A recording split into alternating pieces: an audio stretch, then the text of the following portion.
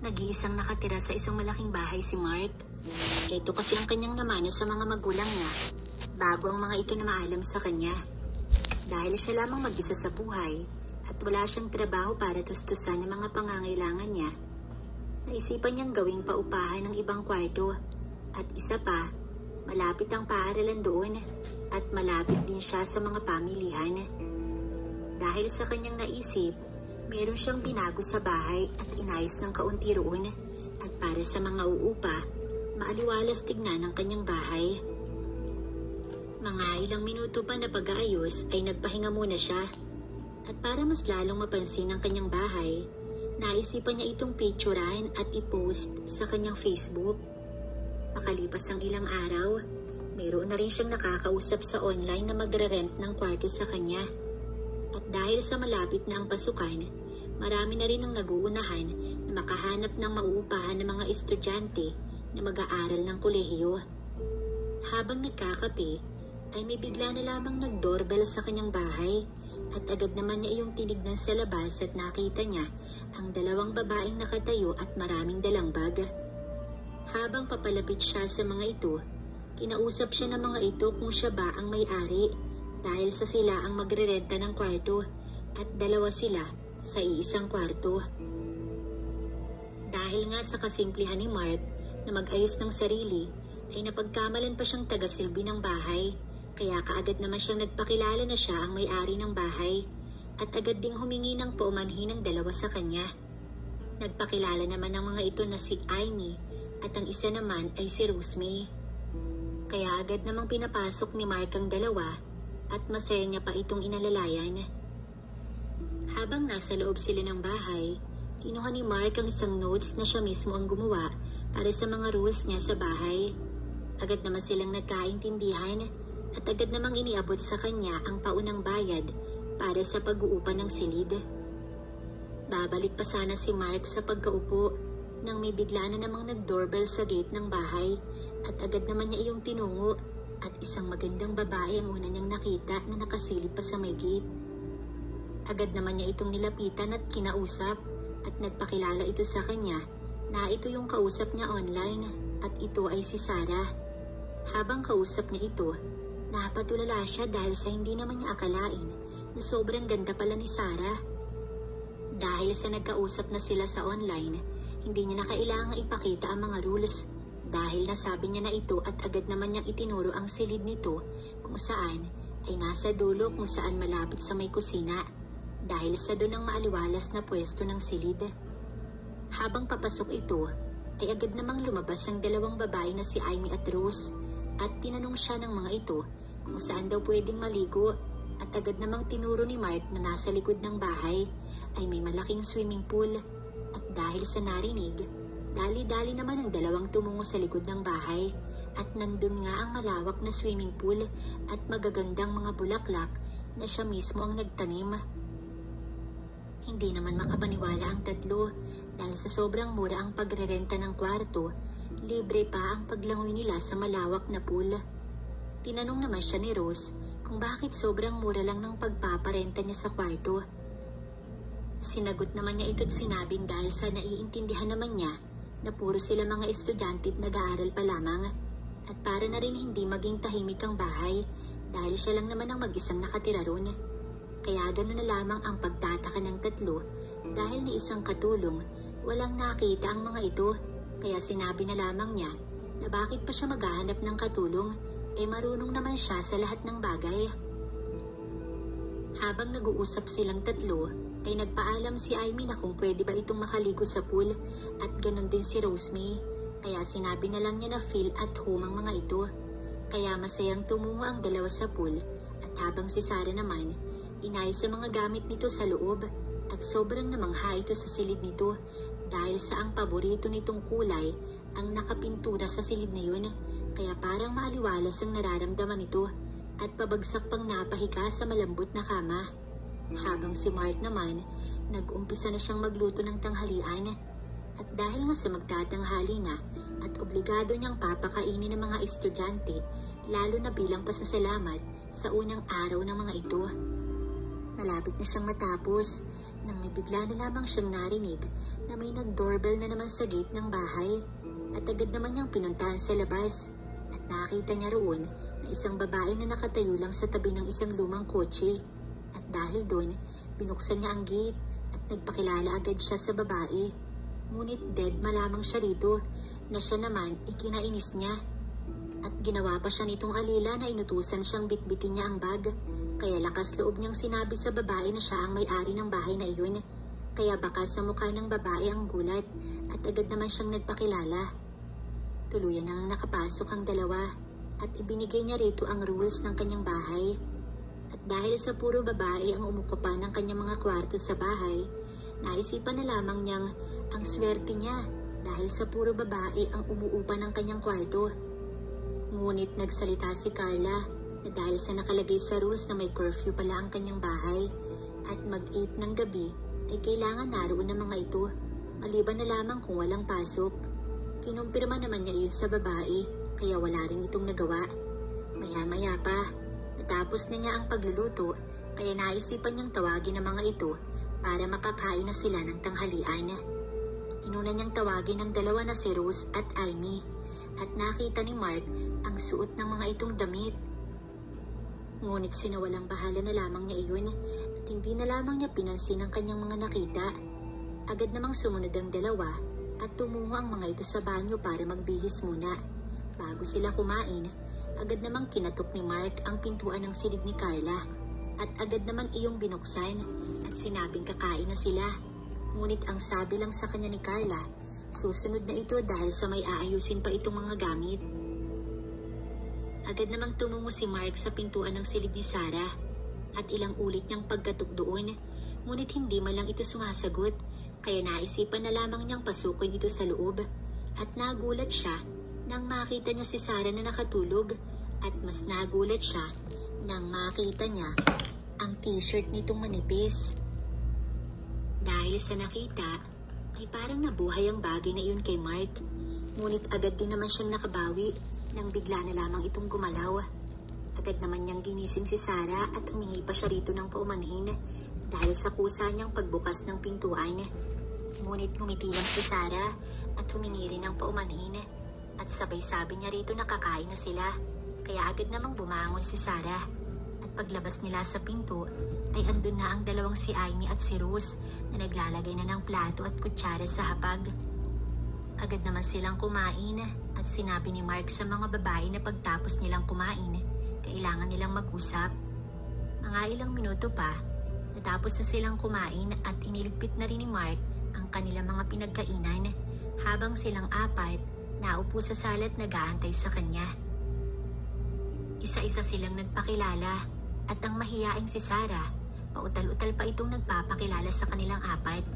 Ngunit pinutol muna ni Mark ang kanilang pag-uusap at sinabi na kukunin niya ang mga numero ng kanilang magulang at para tawagan ng mga ito kung may masama mang mangyari sa kanila. Agad namang ibinigay ng apat ang numero ng mga magulang nila at agad namang sinabi ni Mark na tawagin na lang siya na Kuya Mark. Kaya sumang-ayon naman ang lahat. Sa isa din silang bumalik sa kani-kanilang mga silid habang si Mark naman pumunta sa taas kung saan nandoon din ang silid niya at ang katabing silid ng mga magulang niya. Makikita mo sa taas ang naglalakihang mga gusali at ang maaliwalas na dampi ng hangin.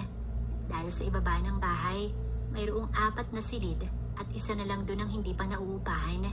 Habang nasa loob si Mark ng silid, narinig naman ito na parang may sumisigaw sa labas ng bahay niya at agad naman niya itong tinignan sa bintana.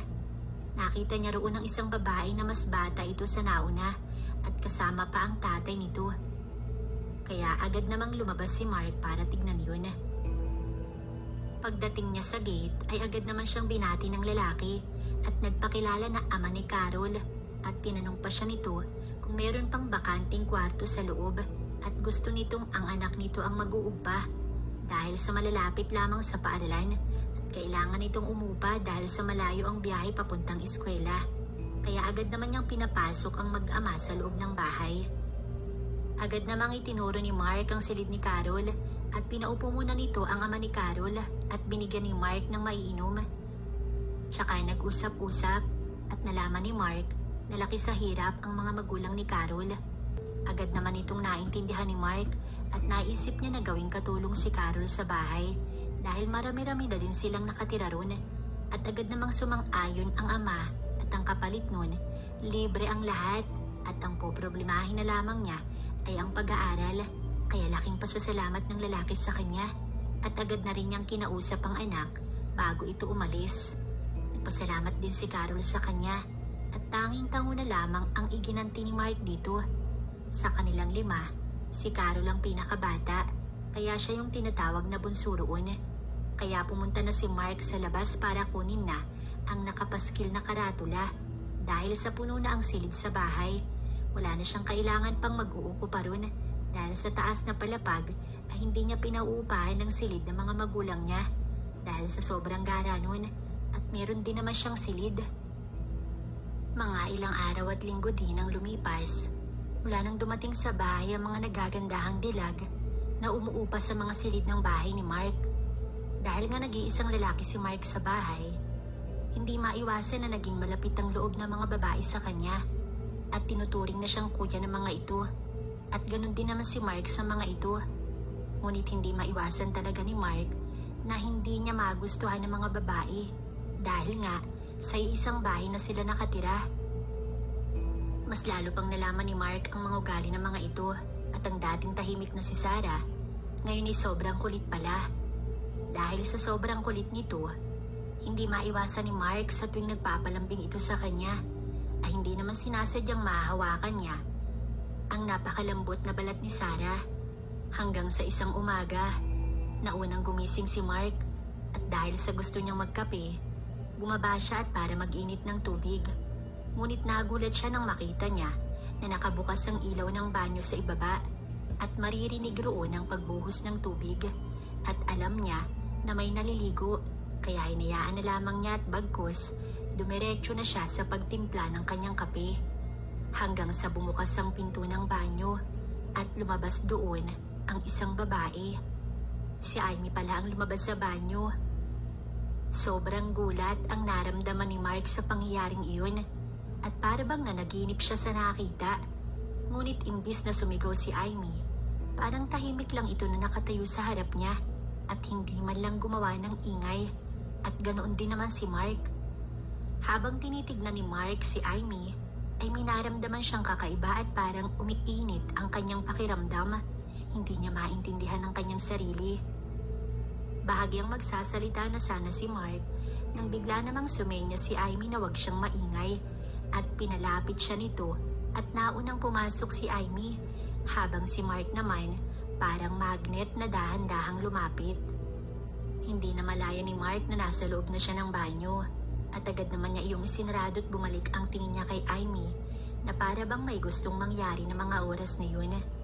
Wala nang ang nagawa si Mark kundi hayaan na ang susunod na mangyari hanggang sa maramdaman na lamang niya na dumampi na ang labi niya sa labi ni Amy at hindi man lang nag-alala si Mark na baka may makakita sa kanila dahil sa alam niya na hindi pa magigising ang mga ito sa ganoong oras. Hanggang sa paunti-unti nang lumalim ang kanilang ginagawa. Habang si Mark nakatayo lamang at hinahayaan si Amy. Ginawa ni Amy ang bagay na makakapaghatid sa dulo kay Mark. At ilang sandali pa, ginawa na nga nila ang bagay na parehas nilang magugustuhan. Hindi nila malaman ang gagawin ng mga oras na yun. Ilang sandali pa, parehas nilang narating ang dulo. Lupaypay at pawisan ang kanilang mga katawan ng matapos. Kaya naman dali-dali na rin silang nagayos ng sarili at lumabas na sa banyo na para bang walang nangyari. Nang araw na iyon ay wala namang halos na nangyari. Nagkaharap sila ni Amy kasama ang iba na parang wala lamang nangyari hanggang sa sumapit ang araw ng Sabado. Wala nang pasok kaya naman ang ibang nangungupahan nagpa siyang umuwi sa kanya-kanyang bahay. Tanging naiwan lamang si Sarah at wala yata itong balak na umuwi. At sa lahat ng umuupa ng kwarto sa bahay niya, si Sarah lang ang malayo talaga ang pinanggalingan. Kaya siguro ayaw rin itong umuwi dahil 2 araw lang naman na walang pasok sa eskwelahan. Bahagya namang nanibago si Mark sa katahimikan ng buong bahay. Hanggang sa nakita niya si Sarah na lumabas mula sa silid nito at nakasuot lamang ng pantulog. Maganda si Sarah. Makinis ang balat at napakaputi. Sa katawan ay hindi rin naman papatalo at maging sa ganda, napakaganda. Nakikipagbiruan na nga rin ito sa kanya at talaga namang napakakulit pala. Nagkwentuhan sila sa sala na para bang matagal na silang magkakilala.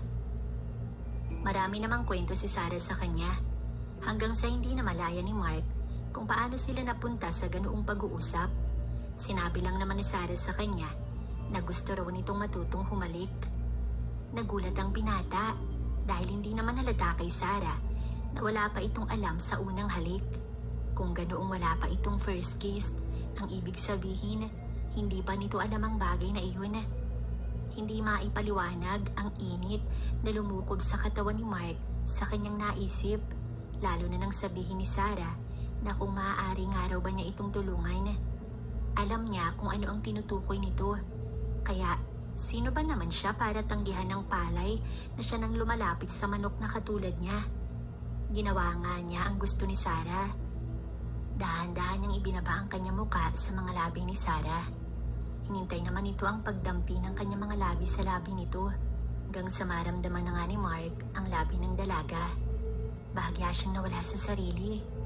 Kita niyang napapikit naman si Sarah sa kanyang ginawa, kaya naman sinimulan na niyang palalimin. Hindi nga talaga marunong si Sarah. Lumalim ang kanilang pinagsasaluhan hanggang sa hindi na rin magawang magpigil ni Mark. Kaya naman nagawa niya ang bagay na iyon. Halos hindi naman malaman ni Sarah ang gagawin ng mga oras na iyon dahil nga hindi niya pa nararanasan iyon. Talagang pinalasap niya sa babae ang walang sayang katulad. Hinila na nga siya nito at halos magmakaawas sa kanya na umpisahan na nilang gawin ang bagay na iyon. Wala naman siyang balak na patagalin pa yun at maging siya, hindi na rin magawa pang maghintay. Na mga oras na yun, wala siyang balak na doon gawin ang bagay na yun. Kaya naman, binuhat niya si Sarah, tsaka sila pumasok sa kwartong inuukupan nito sa kanyang bahay. Doon, dahan-dahan niyang ibinaba ang babae sa malambot niyang kama. Talagang napakaganda nitong pagmasdan habang siya hinihintay. Sumampa na nga siya sa kama, tsaka mabilis na tinabihan ng babae. Ilang minuto lamang, tagatak na ang kanilang mga pawis habang pilit na inaabot ang dulo. Alam ni Mark na napapagod na si Sarah, ngunit wala siyang balak na ito ay tantanan. Hindi siya titigil hanggat hindi naaabot ang dulo. Hindi alam ni Mark kung anong mayroon sa kanya. Lahat yata ng babae na umupa sa silid sa bahay niya ay gustong gawin ang bagay na yun na siya ay kasama. Katulad na lamang ni Rosemary na kaibigan ni Amy. Nagawa na rin nila ang bagay na iyon. Nasa kusina pala si Rosemary at umiinom ng tubig at halos hindi na rin maalala ni Mark kung paanong nangyari na humantong sila ni Rose sa kama. Maganda ang babae ngunit morena ang balat. Nang madaling araw nga na yun, malakas ang buhos ng ulan nang may anino siyang nakita sa loob ng kanyang silid. Inaninag niya iyon at nakita niya si Carla. Hindi niya alam kung anong ginagawa nito roon, ngunit isa lang ang alam niya. Gusto nitong mangyari ang bagay na iyon sa kanilang pagitan. Kahit pa sabihing mayroon na itong alam sa bagay na iyon, hindi maipagkakailang napakahusay pa rin ito. Halos makalimutan nga niya ang kanyang pangalan dahil sa ginawa ni Carla. Siguro isa si Carla sa mga babaeng hindi niya makakalimutan at sa lahat ng nangupahan sa kanyang bahay, iisa na lang ang hindi niya pa nakakasama at iyon ay si Carol. Siguro ay malabo niya itong makasama, lalo na at formal na babae si Carol, hindi katulad ng iba. Tsaka malaki rin ang respeto at ayaw niyang sirain ang pangarap ng ama ni Carol. Ngunit isang gabi, sa kalagitnaan ng mahimbing niyang pagtulog, basta na lamang may babaeng pumasok sa kanyang silid at ito ay tumabi sa kanya at sabay-sabing, "Madalas ko kayo makita ni Sarah at Carla, Kuya Mark. Bakit hindi mo magawa sa akin ang bagay na ginagawa mo sa kanila? Gusto ko rin sana iyong maranasan." Sabay lapit nito sa kanya. Naisip ni Mark na wala na talaga. Sira na ang kinabukasan ni Carol at maging ang pangarap nito at ng ama niya. Ngunit ano nga naman ang magagawa ni Mark? Kung ito mismo ang may kagustuhan na gawin ang bagay na yun, ikakasiya na lamang niyang iparamdam sa dalagita ang kasiyahang nais nitong maranasan.